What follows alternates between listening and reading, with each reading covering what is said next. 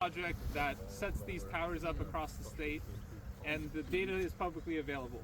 So if you, not every county has one, not every region has one, but if you have one, you notice that this area is plenty of space for grapevines. There are no grapevines here. It has to be a certain distance away from grapevines for it to be, from any crop, for it to be valid. This is maintained by the staff at UC Davis because whoever has these on their property has to maintain the property but not the tower.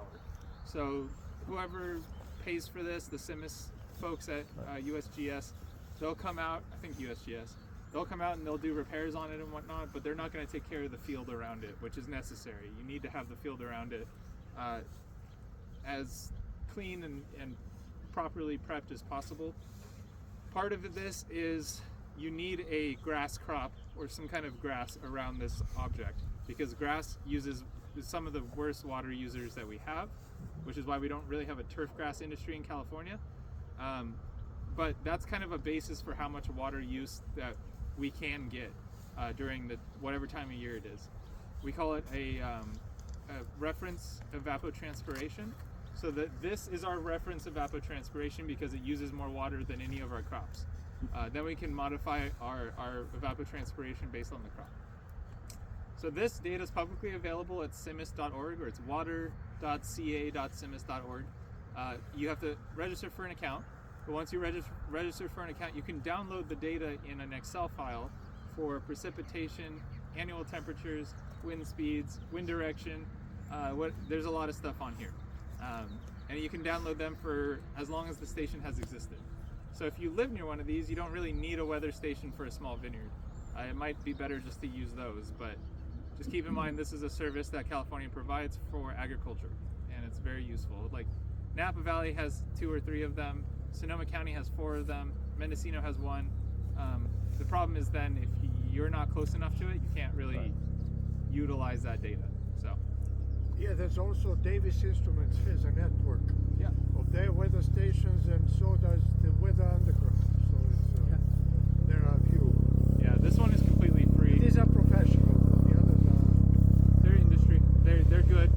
Western Weather is another one, right? So there are private, like you were saying, there are private networks that do this as well. A lot of the times you have to be part of their network to get their data, but if you're going to put a weather station in anyways, you might as well. This one's free to anybody inside or outside of the state.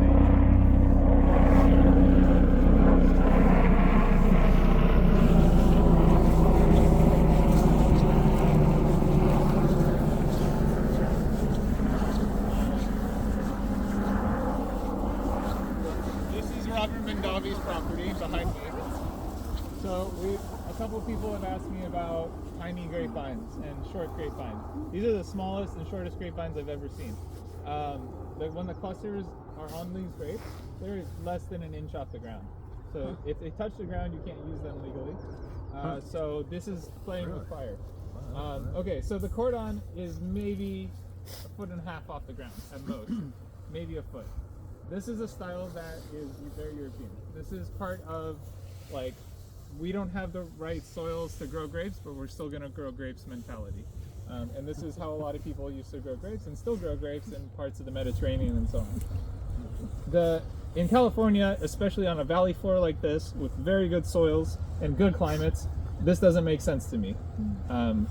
There are chateaus in France that do this, and they have one shoot with 2 clusters on it for 1 vine. And that's because they are growing grapes on rocks, basically. It's not soil, it's rocks. Here, that's not the case. Here, these could support as much as the vines we've been walking through today. It would be fine. This is the style that they wanted to go with, and I'm not criticizing them for it, but imagine trying to prune these. Imagine trying to harvest these. Imagine how hard that would be. I don't recommend this unless you are trying to grow on a hillside that has limestone soils. So. How old is these vineyards? They've been here as long as I've worked in viticulture, so at least 10 years old, but they were already probably 10 years old, so they're probably like 30 years old, I would say. Why do you think they did that? Cabernet? Yeah, this is Cabernet. I think they did this because a winemaker decided this is the style of wine they wanted to make. I guess, your posts are a little less expensive when they're not as tall. Yeah, right. The posts are a little less